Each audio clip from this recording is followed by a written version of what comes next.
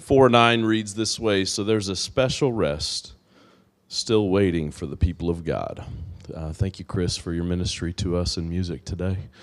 And we're going to start today with a quick announcement, and then I'll announce our speaker. But Donita, would you come to us and announce today in Sequoia?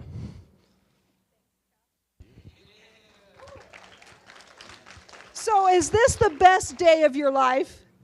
Yes, because every day is the best day of our life. It's simply that some are better than others.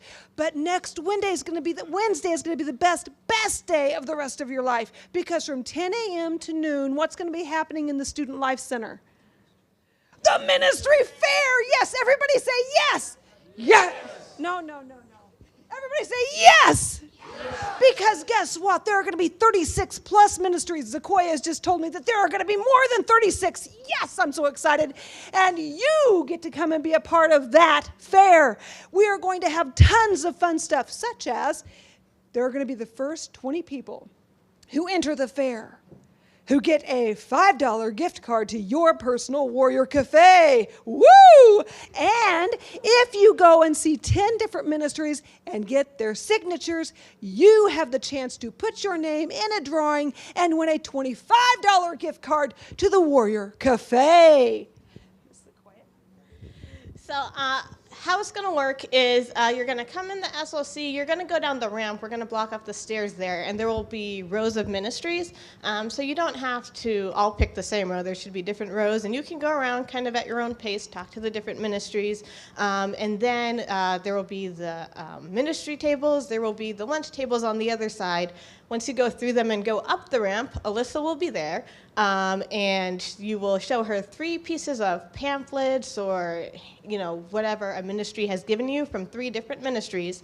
If you show her 3, you can scan, and that will be your chapel attendance. So just come down the ramp near the entrance, go through the hall, come around, and you can scan for chapel. But please stay for lunch because not all, but most of the ministries will be staying for lunch, so you can eat with them, talk with them, just get to know them. But be sure to get those 3 pieces of pamphlets or whatever, show them to Alyssa, so that you can scan for chapel attendance on Wednesday. So my question to you is this. How many people in here right now do not have a local church that you're attending? Just raise your hand up. And it's okay. It's okay to raise. No, I know more than you are not going to church in a local area.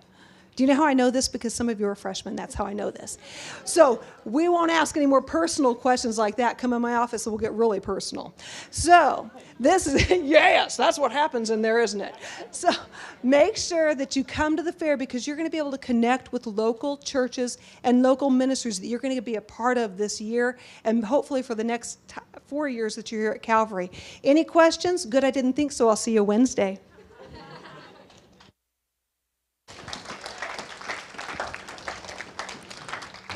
Thank you, Donita and Sequoia. This chapel is the one that I've promised the most about to students this year because we're going through Proverbs 1 through 7 in dorm devos for these first couple of months. And I was so thankful when I offered the opportunity to Professor Williamson to come help us understand how to best study wisdom literature and apply it to our lives. And he said, hey, my thesis, my doctoral dissertation is on Proverbs 1 through 9. So please, students, take a couple notes today as you think about studying Proverbs in the dorm this fall. Thank you so much, Professor Williamson, for doing this today.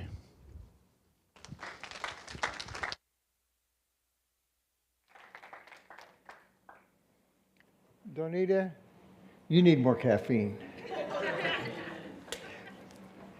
It's so laid back, it's hard for us to keep track of what's going on. All right. I'll give a couple of announcements of my own, if you don't mind. This is a big problem, how to interpret Proverbs. That's what I was told. You need to know how to interpret Proverbs. And I believe that, because there is a problem with interpreting Proverbs. And it's such a big issue, I want to start off with an ad, a commercial.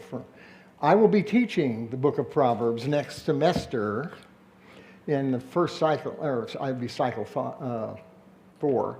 So, come on down, be involved. Also, on top of that, I know I'm not going to be able to cover as much as I'd like to this morning, so I have a 10-page handout, which I will provide to you. I would have provided it sooner, but I finished it about 1 a.m. this morning, so I think it's in English. I did, though. You don't have to worry. I checked, what is that artificial, chat G, what? GPT. Who said it? So how do you know? Anyway, I checked to see if if it was artificial intelligence, and it says no. The particular thing I looked at, it said there is no perceptible intelligence in the writing of this paper, so we're in good shape. But it's 10 pages on interpreting individual proverbs, the little sentence proverbs. All right, if you would please turn to Proverbs chapter 26, because I want to start by just kind of getting a sense of the real problem with interpreting Proverbs. Because I have a basic theory based on experience, and that is there is no problem in interpreting the Proverbs. That isn't really the issue. The Proverbs should be dealt with the way we deal with any other passage of Scripture. Let the text speak. The big problem with the Proverbs is we don't do that often. We tend to come with what we know it should say, or what we think how it will work out well. When I was growing, or in my lifetime, let's put it this way, just to put things in perspective, a little over a week from today, or a little under a week from today, I will turn 75 years old. Yay! Well, what? What? God won't let me into heaven. That's all I can figure out. But the point is, whether it's a big deal or not, I've gotten a chance to see a lot of things over time, and one of them is I've watched interpretation of Proverbs. I'm thinking of the Proverbs 31 woman as presented to women's groups by women. I got to see that when I worked at two different churches when I was in seminary and before I went to seminary as a janitor. And I would be waiting for their meeting to end so that I could go in and clean the room and prepare it for Sunday, because usually it was on a Saturday night and they were holding wedding or baby showers, and I was responsible to get it all nice and clean so Sunday school rooms would be ready. And I'm sitting there, and I got to hear the traditionalists tell the ladies that Proverbs 31 woman was all about a woman who stayed at home and was very domestic. You know, she was the woman who stayed in the kitchen. She was Beaver Cleaver's mom. Perfect, yeah. Only people as old as I go, Beaver Cleaver, yeah. We got to leave it there. Leave it to Beaver. But anyway, the point is, that was, and then I would hear a feminist at a different church. One was my home church, and the other was a church I worked as a hired employee. And there they were very clear. Turns out the Proverbs 31 woman was, that whole thing was a manifesto for feminist thinking. Feminine liberation. This is a woman who's out in the business world, and her family's second to her, and everything else. And the answer is both are wrong. Because neither side was letting the text speak. They were busy bringing their own preferences, their own presuppositions, their own prejudices, their own political beliefs, and saying, let me make the Bible mean what I want it to mean. But that's a problem we have anywhere in Scripture. That's not something restricted to the book of Proverbs.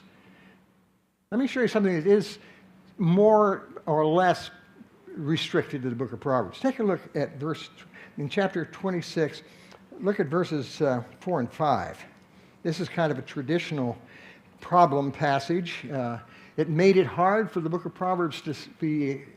There was a debate about whether it should be taken out of the Scriptures. The rabbis around 90 AD were debating whether they should take it out because it contradicted itself. Notice, verse 4.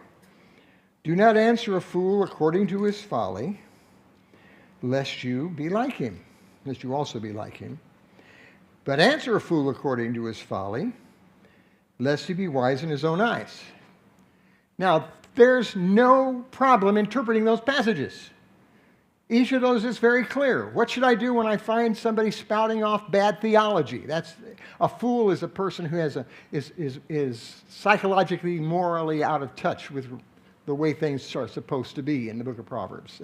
The Hebrew word is kasil. I had to stick that in. I teach Hebrew, so now I've done my job. All right, so you go, okay, if I run into a person like that, the Bible is very clear, I should answer him, or I should not. Well, that's helpful. Now, it's not that it's a contradiction because he explains. Notice the second part of each of the verses helps us to understand. It says, do not answer a fool according to his folly, lest you be like him. So I don't want to answer him if I'm just going to get in an argument and become another fool just like him. You're wrong. Oh, you're wrong. You're wrong. No, you're wrong. Then I don't want to be, if I'm going to get into that kind of a discussion, forget it. That's what it says. Okay, perfect. And then I go to verse 5, and the same thing works. Look at the second part of the verse, and it solves the problem. Answer a fool according to his folly, lest he be wise in his own eyes. Okay, if I can help him to see the error of his ways, I should confront someone and explain to them. I shouldn't use the word confront, because it sounds like in your face. No, I should try to help him see the error of his ways. If I can change him, if I have a reasonable chance to change him. So there it is. It's very simple. No contradiction. But notice we have no problem with the interpretation. The problem we have is with the application, because what's not stated here? How do you know which kind of a situation you're in?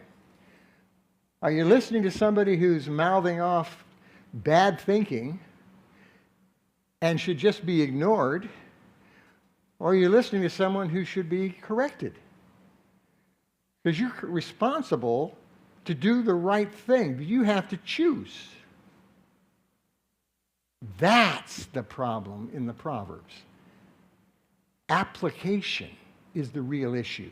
And again, this is not really a problem which is limited to the book of Proverbs. In most of the Bible, the problem of application is irrelevant because we don't do it.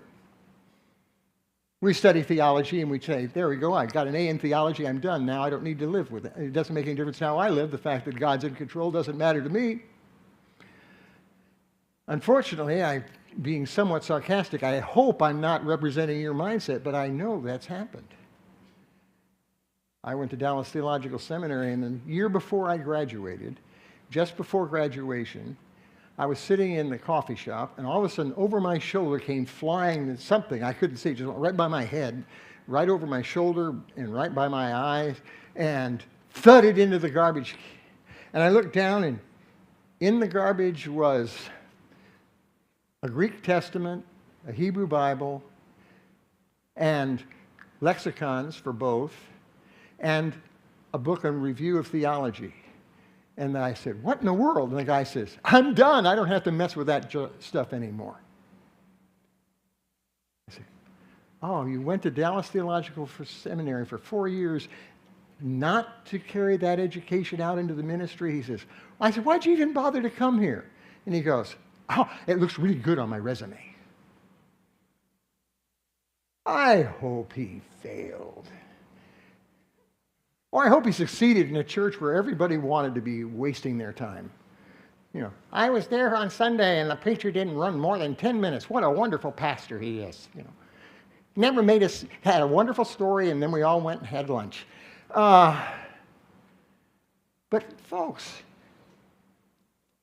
when you get to the book of Proverbs, you can't exactly get away with that because it's all about application. It's telling you wisdom is something that is involved in doing. I'll get more into the message of wisdom in a moment. But look at another couple of verses and see if we don't see something here. Look down in verses 6 and 9 of chapter 26. And this little thing is going to dump my stuff onto the floor if I'm not careful. You don't have to worry about me pounding the pulpit, because if I do, I'll throw my Bible to the back of the room. But anyway. All right, look at verse, 7 and 9 here of the book of chapter 26. And you'll see why I choose these two. We'll actually include 6 if I were doing exposition of the passage, but I'm not. I'm just wanting to make a point. Look, it says, like the legs of the lame that hang limp is a proverb in the mouth of fools.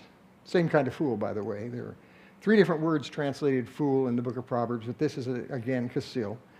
And then in verse 9 it says, like a thorn that goes up into the hand of a drunkard is a proverb in the mouth of fools. And you say, okay, so clearly a proverb in the mouth of fools is the topic of both of these things, and they are 2 parallel similarities. And you have to kind of figure out what they are.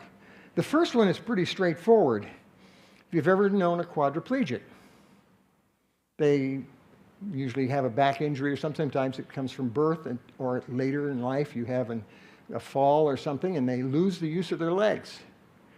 And they have legs. They're in the wheelchair in our world, and but they hang. They don't do anything. They have no function. The nerves aren't working, and so the legs just hang limp.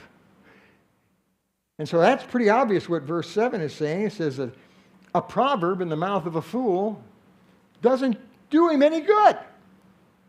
There's useful to him, a proverb is as useful to him as a pair of legs is to the quadriplegic. He can't make use of it. Presumably, if he's spouting a proverb, he thinks he knows what he's talking about. He interpreted the proverb. He knows what it said, but he is not applying it properly, and it's doing him no good. So what about verse 9? It seems to be saying more or less the same thing. At least the second part is identical to the second part of verse 7. But what is a thorn going into the hand of a drunkard? Now, this is a case where I also teach Hebrew. Take Hebrew and you'll learn. You can look this up. But no, in this case, the issue isn't really the language. It is the use of the fact that the Hebrew word for thorn doesn't necessarily mean just the thorn itself. It can refer to the whole plant. And I identify with this because when I was in Vietnam, one of my jobs was every couple of months. It was a rotating responsibility. We worked in a place. I had to go close all the bars at night. And I had to go make sure everyone closed on time. And everybody went back and got to bed in our particular area. And so I would go around. And one night I had to deal with a man who had a knife. He was outside the bar and kind of rocking with his hands in his pockets, and I said, "Okay, you need to go back to your barracks. It's everything's shutting down." And he goes, "Nope, I'm waiting for my friend." And I said, "No, go back to your barracks." He said, "No, I'm waiting for my friend. It's not safe." And boy, was he drunk. I said he was rocking. He was reeling is a more accurate term. He was really having trouble staying upright. And then we heard something inside. And that's when he pulled his knife and snapped it open. Now, I'm pretty sure the blade was probably about 6 inches long. But when I tell the story now, it was, a saber. Because I was an officer, and I was responsible, so I jumped in front of him. And I'm standing like 3-4 inches in front of him, right in his face, and said, "Put that away!" And he's going, "But sir!" And all of a sudden it hit me, if he goes like this, I'm going to be in trouble. He's in a position, if that blade is sharp, he could cut my gut wide open and leave me on the ground dead. And he's too drunk to make sense. I can understand how scary it would be to have to deal with a drunk who was holding on to a big branch or the bush, And by the way, in Israel, those You've seen those pictures of Jesus with the thorns in his head? Yeah. Except, if anything, the pictures show the thorns too short. Those are long, monstrous, razor-sharp things. And you, oh. So what do I learn when I look back at Proverbs chapter 26, verse 9? It says, it isn't just that a proverb in the mouth of a fool does him no good. It is a risk to other people. If you're a biblical counselor, pay attention if that's your major. Because this is your world, friend. When you give people advice, are you helping them or are you a threat to them? The fact that you can quote a Bible verse doesn't prove that you're doing the right thing. Because it turns out that a proverb and the application of any practical piece of Scripture is got to be applied correctly. It isn't enough that you say, I know, I can state the theology of it, I can write an essay on it. You have to be able to put it into practice in a way that is appropriate to the sense that the author intended when he wrote it. And that includes the heavenly author that superintended that writing. So the real problem with the Proverbs is not that we can't understand them. In some cases, it's that we don't bother to do anything about it, but I can't do anything. I'm just telling you, don't do that. But the real problem for those who want to deal with it is very simple. You have to be sure that you're applying it correctly. And notice, the proverb doesn't help you. It gives you some help, like that back in verses 4 and 5. And say, well, I look at the situation and try to decide which situation I'm in. But I ultimately have to decide which situation I am in and then open my mouth or keep it shut accordingly. So how do we learn? Well, now let's talk about the solution, because the solution is pretty straightforward and it seems, it's easy. It's the theme of the book of Proverbs. Become wise. You see, we all live in a world like verses 4 and 5, where we're constantly having to make decisions in a specific situation, and we can make a wrong decision as easily as a right decision. This is one of the problems with legalism, is you can never have enough rules. You always have to have so many provisos, because every situation is unique. Now, this isn't new. This is not unique to Bible application. And the reason is because the word for wisdom in Hebrew, again, I give you a nice Hebrew word, is chokhmah. I love it because I get to clear my throat every time I say, chokhmah, yeah. But chokhmah, wisdom, if you look it up you use your computer to do it, look up all the uses of the word wisdom in the Old Testament. It'll almost always, there are a couple of other words that are sometimes translated wisdom, but most of them are chokhmah. And guess what? It's used in all kinds of funny ways. For example, there are women seamstresses who have chokhmah, wisdom. Bezalel, the chief artist for the tabernacle, was given a spirit of chokhmah, of wisdom. Sailors in the midst of a storm, in Psalm 107, we're told when the storm is so bad that the King James says they were at their wits' end. The Hebrew says they were at their wisdom's end. And that's where I always go. I go to sailors when I want to find out about the deep and significant things about life, No. What are we talking about? The word means skill. Skill. Or, in this case, when we're talking about wisdom from the book of Proverbs, be skill in living. If you want to put it in context, skill in living in a fallen world that is still morally ordered by God. That's the fun part. Where I live in a world that is God's world that is dominated by sin. How do I make decisions in that world? That's the issue. Wisdom. That's what the book of Proverbs is all about. Now, the thing about skill, there are all kinds of skills. An artist expresses skill. If you think about it, every time somebody paints a painting, they follow certain principles. You can't just blob. Otherwise, there'd be no such thing as art. I'm not saying, I know that there are abstract art and there is portrait art and so forth, but there's certain principles of color and what is the word I want? Well, light and darkness. I'm trying to think of the term for that. I used to know, but the point is, there are principles of art. So if you were in another university where they had a major in art, you would take courses where you learned principles of art, principles of design. On this campus, people are in the music department. I'm pretty sure it turns out there's certain universal or general principles of music. The notes just can't go random. They somehow have to make sense. They have to and the volume is important. The speed you present this material. Because you're creating a feeling. Same thing in art.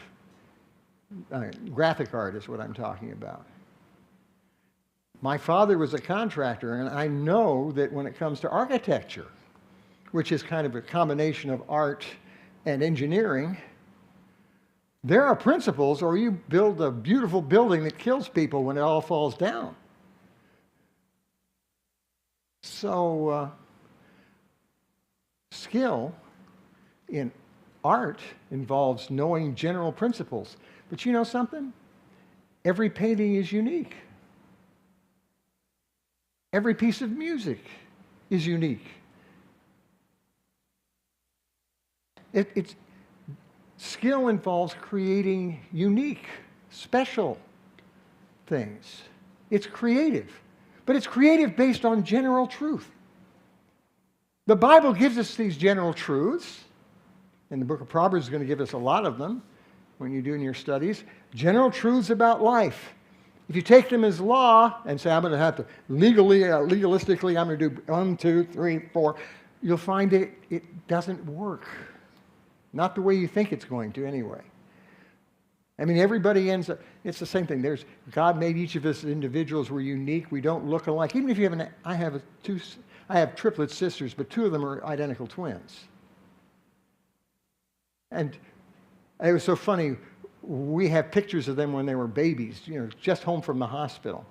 And one of my sisters-in-law threw it down in front of us and said, you can't, now, look at them, they look exactly alike. You can't even tell them apart. And I said, there's Bonnie, that's Beth.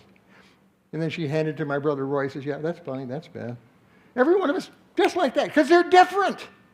They look a lot alike, but there are unique differences in every one of us. God didn't give us the Bible so we could all look exactly alike and function exactly alike. He gave us brains so we could develop skill in living and be our unique person living our unique life in the way that glorifies Him in keeping with the principles that He has revealed to us. See, it's easy. You want to be wise, that's the first thing you got to recognize. It takes commitment and effort.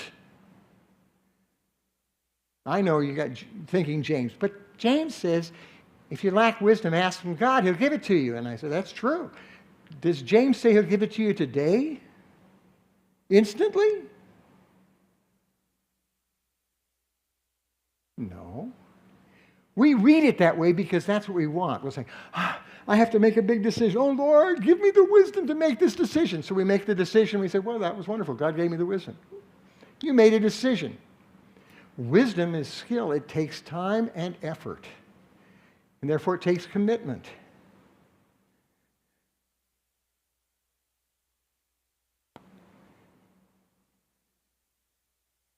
So when you pray, and I know this because I was given that challenge way back when I was in junior high school.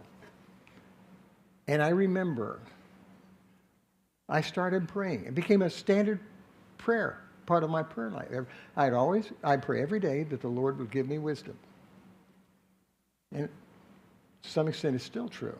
I don't think I do it every day now. But somewhere down the line, I suddenly noticed something. people say, I never noticed that. How did you see that? Well, why did you, people would come to me for advice or something, and I would say, well, what about this? And she'd go, oh, I would never have thought to ask that question. And I'm thinking, why did I think to ask that question? I haven't been in this situation before, but it just seemed like the right question to ask. And I realized, what do you know? That God up in heaven listens to us when we pray, and we commit ourselves to it. It's the gift of God. Proverbs 2 will tell us that. But let me just very quickly, I'm watching the clock. Now you see why I gave you a book, 10-page paper handout, because this is going to run. All right, where do we begin? All right, we know we're going to go back to Proverbs chapter 1, verse 7. And we're going to know where the beginning is in 1:7. And actually in chapter 9, verse 10, we have essentially the same statement. The fear of the Lord is the beginning of knowledge, but fools despise wisdom and instruction. It's interesting, if I go back to verse 2, I'm told that the knowledge involves, he says, the book of Proverbs is written so that you may know wisdom and instruction. And he says, you will know the beginning of knowledge is the fear of the Lord, and but fools ignore wisdom and instruction. So I think that we're talking about knowledge of wisdom and instruction. So we're going to start off. You have to start off, if you want to be wise, you start off with God. Fearing God. Now hold the place and keep going here. Look. We're told fools ignore it here, and then we come down to chapter 1, verse 29. And don't worry, I'm not going to run you very far here, just through verses 9 chapters.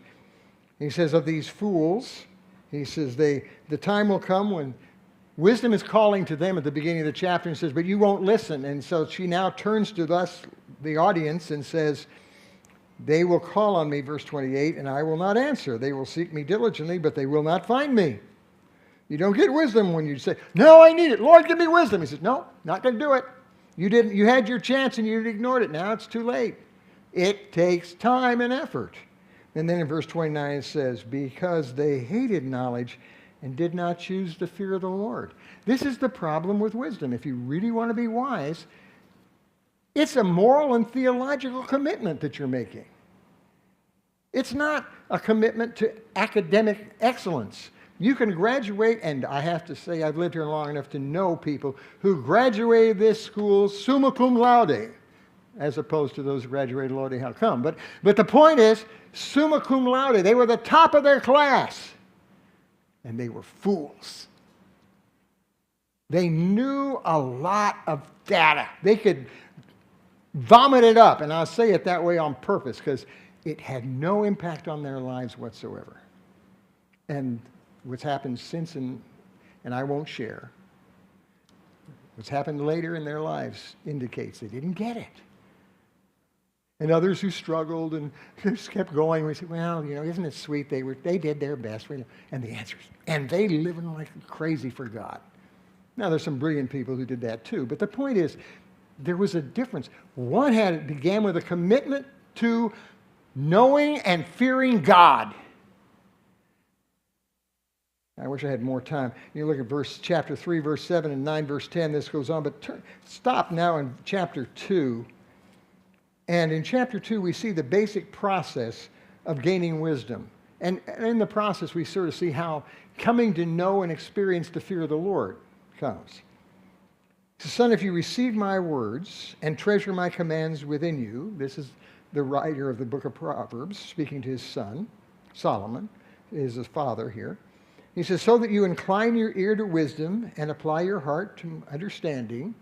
So he says there's a first starting, he says, you got to be willing to accept it. You're on this campus. You are required to attend class. For goodness sakes, take notes. Let it in. The profs are trying to give it out. We don't want it running out loose out in the street. Drag it into your heart, into your mind. Get it into your notebooks. Learn. He says, you need to be willing to accept the truth, the material in this book, the wisdom that's in this book. He says, but then, he says, there's much more to that. It's not enough that I'm sitting here saying, yep, I'll buy that. I like that. Good, I'll write that down. I'll record it. It's even better. I got it on my phone. He says, no. There's more. Verse 3, if you cry out for discernment and then lift up your voice for understanding. Now we have moved to the active phase of prayer. I want to be wise. When you say your evening prayers, and I say evening prayers, it could be any time of the day, but evening prayers, is this, or maybe morning prayers, is this your prayer when you go to class? Lord, I'm at Calvary. I want to come out the right kind of person. Not, I want to get an A in this course. I mean, it's good to get an A. I like give students A's. I think it's a wonderful thing. All it tells me is they're intellectually sharp. It doesn't tell me what their spiritual life is like. So, need to say, okay, do I cry out for wisdom? Do I cry out for discernment? Do I lift up my voice for understanding? I really want to know this material. I want to get it. Lord, help me. Ask the prof questions. It's a weird idea, but you know what? Most of us, I hope all of us, but I'll say most of us to protect myself here. If you raise your hand in class, we'll let you ask us questions. And we won't laugh at you. We'll say, wow. Maybe we'll even say, thank you. Because it means you weren't asleep. You were actually paying attention. By the way, I yell a lot because I'm used to students dozing off when I'm speaking. I consider it a gift from God. I have the spiritual gift of healing. Many, many students have been healed of their insomnia listening to my lectures. All right. Cry out for it. And then in verse 4, it's not enough. That's not enough. If you seek for her as silver and search for her as for hidden treasures. And one of the things I was fascinated to discover is, when I first read this in the English, I thought, okay, yeah, it's like a miner digging in the ground trying to find gold and silver. But it's not. The word for silver refers to silver that's already been refined. He's talking about money. So, I want money. You know, I'll accept it. But anyway, but the point is, he says, it's money. People will kill themselves for money. In some cases, literally. All these great people who devote their whole lives just to making money. More and more and more and more and more money than they can ever spend. Why? Because that's what it's all about. He says, okay, could you have that attitude toward wisdom? Toward really getting it? And he says, and what if I do that? Well, there are two results, one in verse 5 and the other in verse 9. They happen simultaneously because they're related. The verse 9 is the practical benefit, but verse 5 tells you the mental benefit, but it's not the mental benefit. You know, I become really, really smart. I end up getting honors or highest honors at graduation. And no, that's not what it is. Look what it says, verse 5. You really, really, really go after wisdom. And he says, and then you will understand the fear of the Lord and find the knowledge of God. If you're going after wisdom, you're going to find God. Why? He goes on to say, because it comes from God. Just like salvation, wisdom is a gift. You can't earn it. You can't deserve it. You say, but he said you're supposed to want it and long for it. He says, yeah, but God doesn't throw his pearls before swine.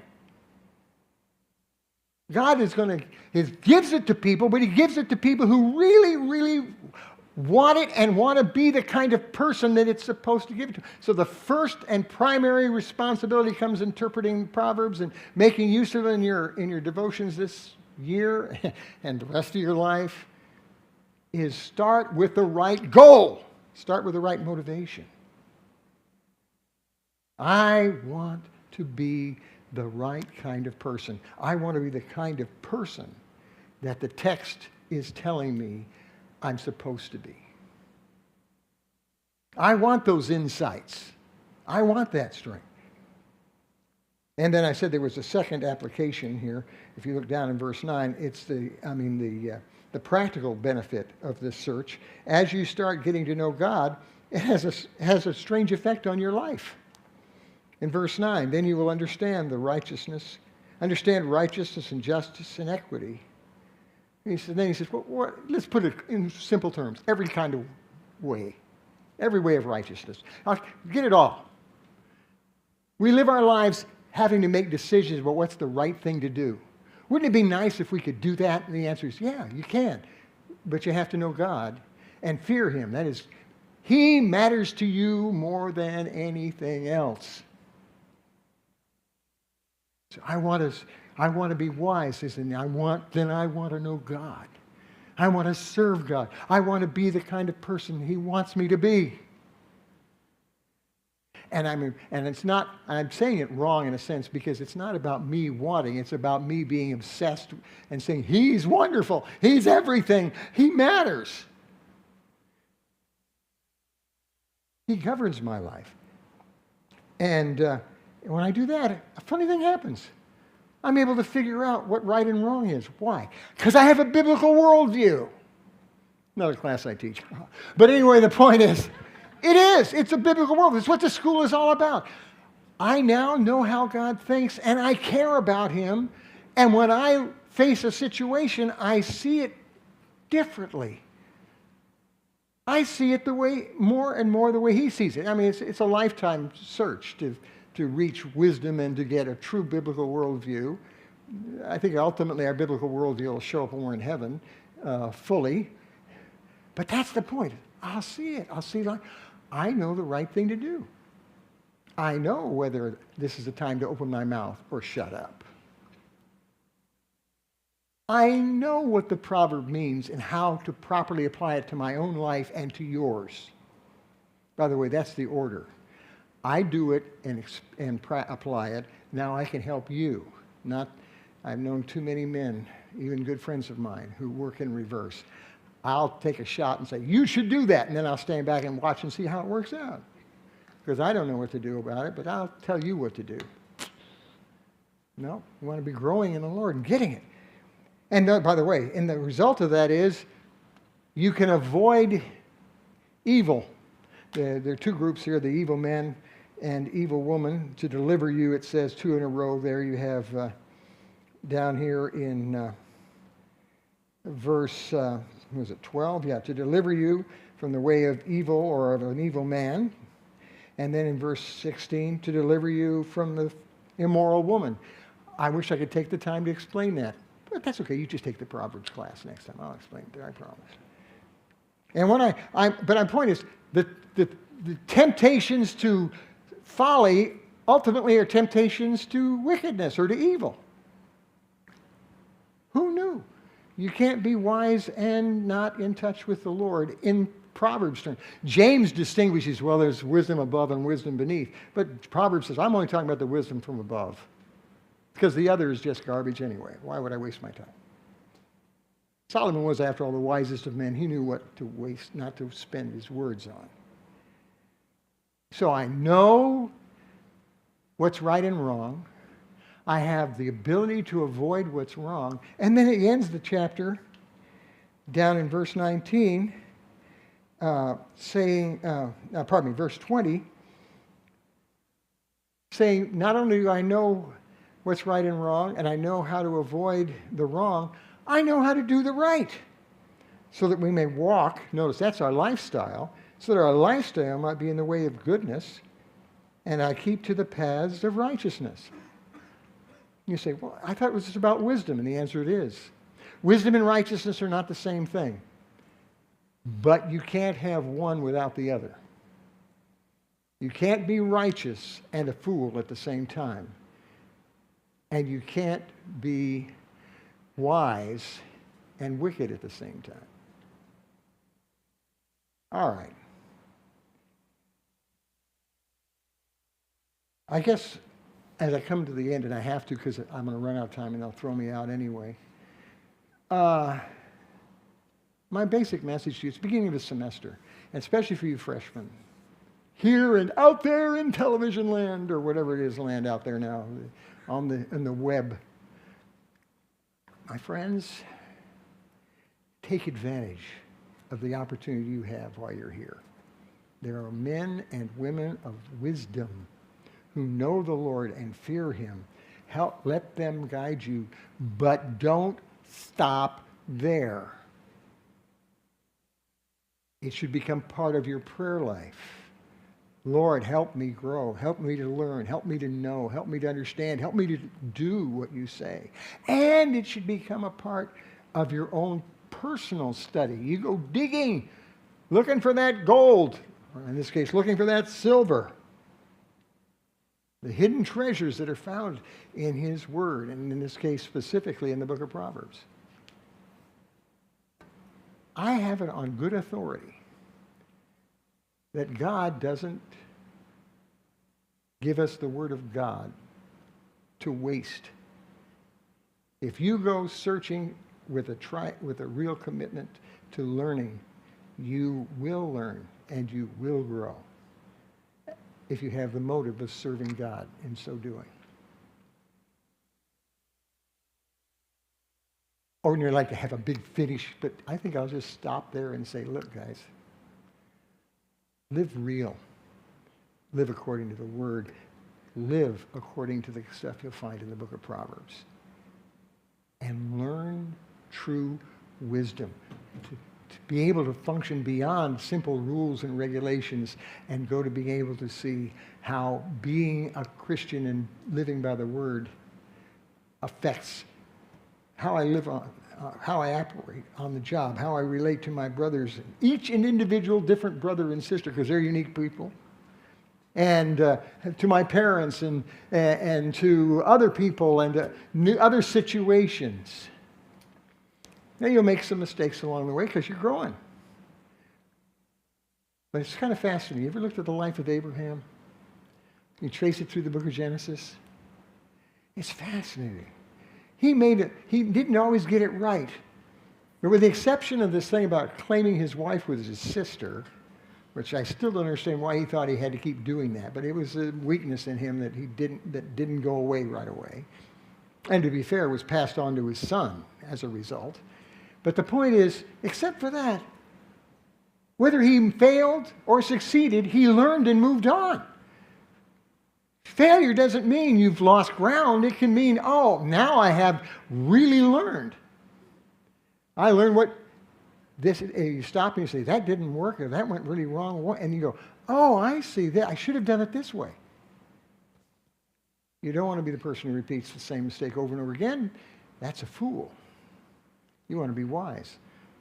Person who following the Lord, and when you trip, you say, oh, I'll be watching for stones and roots along the way so I don't stumble next time. All right. Those of you who know me, I'm kind of like a jug. You give me a topic, and you turn me upside down and pull the plug, and I go glub, glub, glub, glub, glub, glub, glub, glub, glub. And I think I'll turn myself back and put the plug in now and say, make the most of this semester, okay? Most of this year.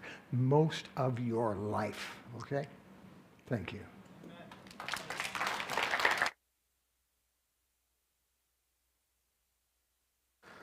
All right.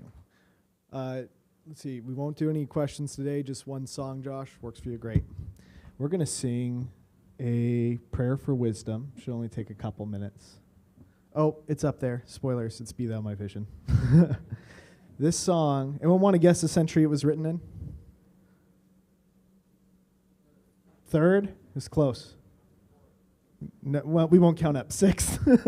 6th century. It was written by an Irish Catholic, and it was translated by a Methodist Protestant. Cool. Let's sing it together. Let's stand, and we'll be done today.